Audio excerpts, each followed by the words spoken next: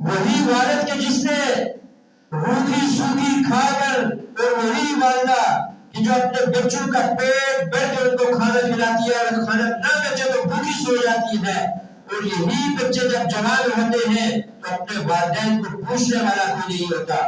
آج بیرون ممالک میں دیکھیں، اور یہاں ہمارے پاکستان میں بھی اولڈ ہاؤس بن چکے ہیں، جہاں پر بوڑھے والدین کو جا کر رکھا جاتا ہے، اور وہاں نوکر چاکر ان کی خدمت کرتے ہیں، اور بچوں کے پاس اتنا وقت نہیں ہے کہ وہ اپنے والدین کی خدمت کر سکیں۔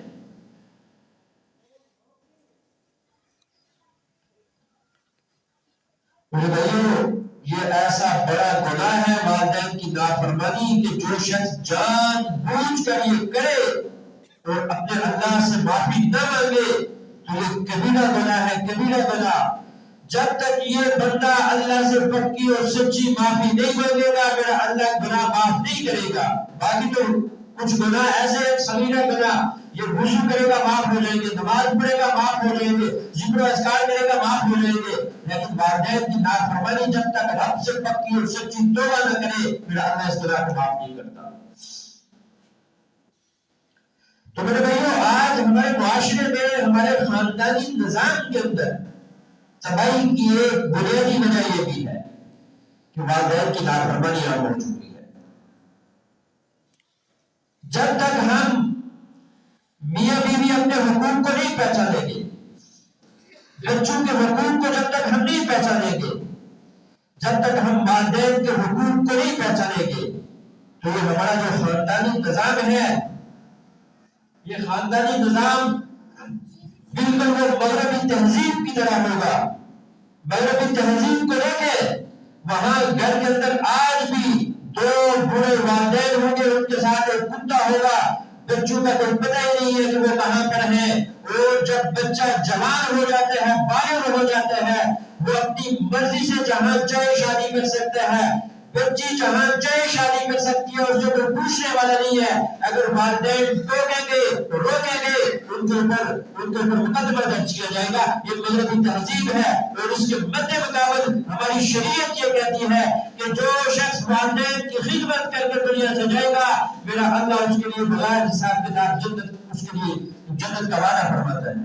یہ نظام یہ شریعت نے ہمیں دیا ہے، یہ خاندانی نظام یہ شریعت نے جو ہمیں دیا ہے، جب تک ہم اس کو سمجھ کر ہم اپنی زندگی نہیں گزاریں گے، نہ ہمارے گھر امن کا گہوارہ بنیں گے، اور نہ ہی ہمارا معاشرہ اور ہماری سوسائٹی امن کا گہوارہ بن سکے گی۔ آج ہر گھر کے اندر لڑائی نہیں ہے ساس اور بہو کی، آج ہر گھر کے اندر یہ شکوے کرتے ہوئے لوگ نظر نہیں آتے کہ ہماری عورت یہ شکوہ کرتی ہے کہ نند ہمارے گھر کو بستر نہیں دے رہی، مرد یہ شکوے کرتا ہوا نظر آتا ہے کہ میرے سالے اور سالیاں میرا گھر نہیں بسنے دے رہے، ان کا انٹرفیئر ہے میرے گھر کے اندر۔ کیا ہمارے گھروں کے اندر ہماری بہو کے ساتھ وہی سلوک کیا جاتا ہے کہ جو ہم اپنی بیٹیوں کے ساتھ کرتے ہیں؟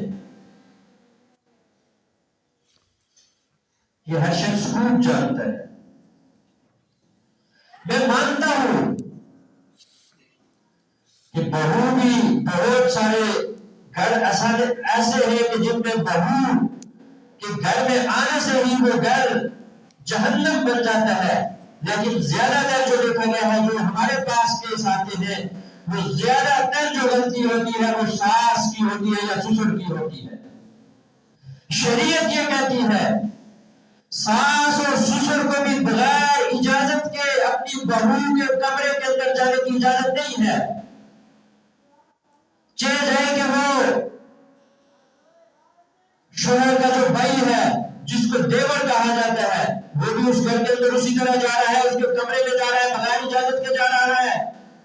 اگر ساس چلی جائے تو پھر بھی بات ہے، سسر جا رہا ہے، دیور جا رہا ہے بغیر اجازت کے، پھر ہم کہتے ہیں کہ ہمارا گھر امن کا گہوارہ بنے، یہ کیسے ہو سکتا ہے؟ وہ کسی نے کہا نا میرے گھر کے اندر بم ہے، تو اس نے آگے سے کہا تیری ماں کون سی کم ہے، تیری اماں کون سی کم ہے، جس گھر کے اندر تیری اماں جیسی ساس ہو وہاں بم رکھنے کی ضرورت نہیں ہے۔ میرے بھائیو، آج ہمارے یہ ہر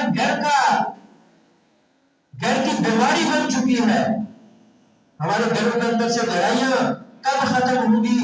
اس کی ایک ہی طریقہ ہے، ایک ہی راستہ ہے۔ وہ راستہ یہ ہے کہ سرکار عالم صلی اللہ تعالیٰ علیہ وسلم کے بتائے ہوئے طریقے جو انہوں نے والدین کے حقوق بتائے ہیں، مرد اور عورت کے جو حقوق بتائے ہیں، جو بچوں کے حقوق بتائے ہیں، ان حقوق کو سامنے رکھ کر جب ہم زندگی گزاریں گے تو ہمارے گھر جو ہے یہ امن کا گہوارہ بنیں گے، اور ہماری سوسائٹی اور ہمارا معاشرہ جو ہے یہ امن کا گہوارہ بنے گا۔ اگر ہم نے ایسا نہ کیا تو وہ آنے والا وقت بہت سخت ہے۔ وہ مغربی تہذیب نے ہر چیز ہمارے گھروں کے اندر پہنچا دی ہے، اور یہ چھوٹا سا جو موبائل، یہ جو آلہ ہے، ہر گھر کے اندر، ہر جیب کے اندر یہ موجود ہے۔ ہماری بچیوں کے پاس بھی ہے، ہمارے بچوں کے پاس بھی ہے۔ یہ آلہ ایسا تباہ اور برباد کرنے والا ہے کہ ہمارا گھر، کسی کا گھر بھی، خالو مولوی کا گھر ہو، خالو مفتی کا گھر ہو، یا کسی ڈاکٹر کا ہو، کسی انجینئر کا ہو، یہ اس آلے سے بچ نہیں سکتا۔ اس آلے سے بچنے کا طریقہ یہ ہے کہ اپنے بچوں کو دین کے ساتھ جوڑے اور علماء کے ساتھ جوڑے، اور ان کو بتائے کہ شریعت کیا ہے، والدین کے حقوق کیا ہے، میاں بیوی کے حقوق کیا ہے، اور بچوں کے حقوق کیا ہے، تاکہ یہی بچے جب بالغ بنے تو ان کو معلوم ہونا چاہیے کہ بچوں کے حقوق کیا ہے۔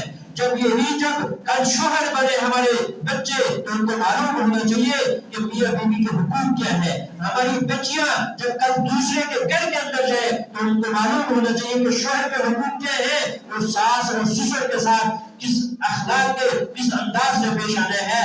جب تک ہم اپنے بچوں کو شریعت کے ساتھ وابستہ نہیں کریں گے اور علماء کے ساتھ جوڑیں گے نہیں، خانقاہوں کے ساتھ، مساجد کے ساتھ، مدارس کے ساتھ نہیں جوڑیں گے، تو میرے بھائیوں آنے والا وقت یہ بہت سخت ہے۔ ہمارے بچے یہ مغربی تہذیب سے کسی طور پر بھی نہیں بچ سکیں گے۔ اللہ تعالیٰ جو کچھ کہا سنا عمل کرا ہونے کی توفیق عطا فرمائے، سنت ادا کرے۔